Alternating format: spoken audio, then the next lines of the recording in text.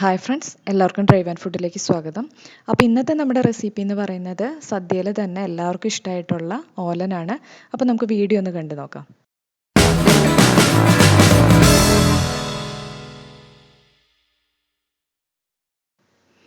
അപ്പോൾ എങ്ങനെയാണ് നമുക്ക് ഓലൻ തയ്യാറാക്കുന്നതെന്ന് നോക്കാം. ഞാനിപ്പോൾ കുമ്പളങ്ങ ഇതുപോലെ ചെറുതായിട്ട് കട്ട് ചെയ്തെടുത്തിട്ടുണ്ട്.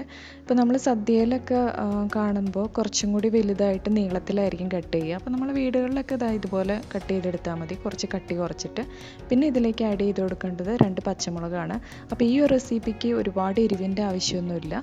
അപ്പോൾ ഞാനിതിലേക്ക് 2 പച്ചമുളകാണ് ആഡ് ചെയ്ത് കൊടുക്കുന്നത്. അതൊന്ന് നടുകെ കീറിയതിന് ശേഷം ഇതിലേക്ക് ചേർത്ത് കൊടുക്കുകയാണ്.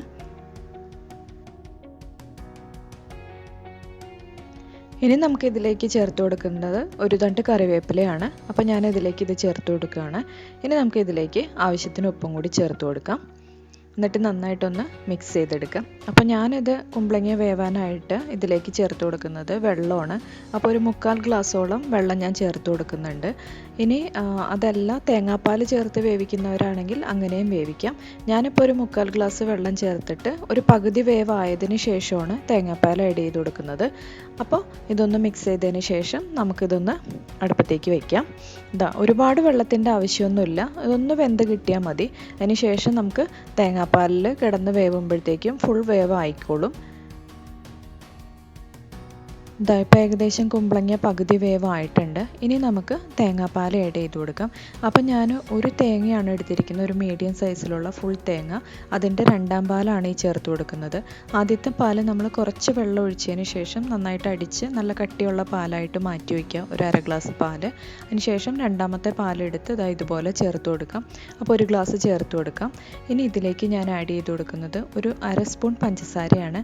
ഈ ഒരു പഞ്ചസാര ചേർക്കുമ്പോൾ നല്ലൊരു ടേസ്റ്റ് ആയിരിക്കും കറിക്ക്. അത് ചെറിയൊരു മധുരത്തിൻ്റെ ടേസ്റ്റും കൂടി വരും. അപ്പോൾ നല്ല രുചിയായിരിക്കും ഓലൻ കഴിക്കുമ്പോൾ. ഇനി നമ്മൾ നല്ലപോലെ ഒന്ന് മിക്സ് ചെയ്തെടുക്കാം. അതിന് ശേഷം ഇത് ഇതിനകത്തിരുന്നൊന്ന് വേവട്ടെ. ഇപ്പം നമ്മൾ 2ാം പാൽ ചേർത്ത് കൊടുത്തത് നല്ലതുപോലെ ഒന്ന് തിളച്ച് വന്നിട്ടുണ്ട്. അതുപോലെ തന്നെ കുമ്പളങ്ങയും വെന്ത് കിട്ടിയിട്ടുണ്ട്. ഇനി നമുക്കിതിലേക്ക് ചേർത്ത് കൊടുക്കേണ്ടത് വൻപയർ വേവിച്ചതാണ്. അപ്പോൾ വൻപയർ വേവിക്കുന്ന ടൈമിൽ ഉപ്പിട്ടിട്ട് വേവിക്കാം. ഞാനിപ്പോൾ ഏകദേശം 1 കപ്പോളം വൻപയർ വേവിച്ചത് ചേർത്ത് കൊടുക്കുന്നുണ്ട്. എന്നിട്ട് നല്ലതുപോലെ ഒന്ന് മിക്സ് ചെയ്തെടുക്കാം. ആ തേങ്ങാപ്പാലിലും കുമ്പളങ്ങയിലും കിടന്നൊന്ന് മിക്സ് ആവട്ടെ. ഒന്ന് തിളച്ചതിന് ശേഷം നമുക്ക് ഇതിലേക്ക് 1ാം പാൽ ആഡ് ചെയ്ത് കൊടുക്കാം. ഇപ്പം നമ്മൾ ചേർത്ത് കൊടുത്ത വൻപയറും അതുപോലെ തന്നെ 2ാം പാലും കുമ്പളങ്ങയും കൂടി നന്നായിട്ട് മിക്സ് ആയിട്ടുണ്ട്, നല്ലതുപോലെ തിളച്ചിട്ടുണ്ട്. ഇനി നമുക്ക് ഇതിലേക്ക് 1ാം പാൽ ചേർത്ത് കൊടുക്കാം. അപ്പോൾ ഞാൻ ഏകദേശം ഒരു 1/2 കപ്പ് 1ാം പാലാണ് ചേർത്ത് കൊടുക്കുന്നത്. എന്നിട്ട് നല്ലതുപോലെ ഒന്ന് മിക്സ് ചെയ്ത് കൊടുക്കാം. ഈ 1ാം പാൽ ചേർത്തതിന് ശേഷം ഒരുപാട് അങ്ങ് തിളയ്ക്കേണ്ട കാര്യമില്ല. ഒരു തിള വരുമ്പോഴത്തേക്കും നമുക്ക് തീ ഒന്ന് ഓഫ് ചെയ്യാം. എന്നിട്ട് നല്ലതുപോലെ ഒന്ന് മിക്സ് ചെയ്തെടുക്കാം. നമ്മൾ ആ ചേർത്ത് കൊടുത്ത 1ാം പാലും തിളച്ച് വന്നിട്ടുണ്ട്. ഇനി നമുക്ക് തീ ഒന്ന് ഓഫ് ചെയ്യാം. ഇതപ്പോൾ കണ്ടില്ലേ, നല്ലതുപോലെ തിക്കായിട്ട് തന്നെ കിട്ടിയിട്ടുണ്ട് നമുക്ക് ഓലൻ. ഇനി നമ്മൾ ഇതിലേക്ക് ചേർത്ത് കൊടുക്കുന്നത് ഒരു തണ്ട് കറിവേപ്പിലയാണ്. അതുപോലെ തന്നെ 1 സ്പൂൺ പച്ചവെളിച്ചെണ്ണയും കൂടി ചേർത്ത് കൊടുക്കാം. എന്നിട്ട് നല്ലതുപോലെ ഒന്ന് മിക്സ് ചെയ്തെടുക്കാം. നമ്മൾ ഈ പച്ചവെളിച്ചെണ്ണ ചേർക്കുന്ന ടൈമിൽ അത് ചെറുതായിട്ടൊന്ന് പൊങ്ങി കിടക്കും, ഇളക്കുന്ന ടൈമിൽ പിരിഞ്ഞ പോലെ. പക്ഷെ അത് പിരിഞ്ഞതല്ല, ആ വെളിച്ചെണ്ണ ഒന്ന് പൊങ്ങി കിടക്കുന്നതാണ്. നന്നായിട്ടൊന്ന് മിക്സ് ചെയ്ത് എടുക്കുമ്പോൾ അത് റെഡി ആയിക്കോളും. അപ്പോൾ ഇത്രയേ ഉള്ളൂ, പെട്ടെന്ന് തന്നെ തയ്യാറാക്കി എടുക്കാൻ പറ്റുന്ന റെസിപ്പിയാണ്.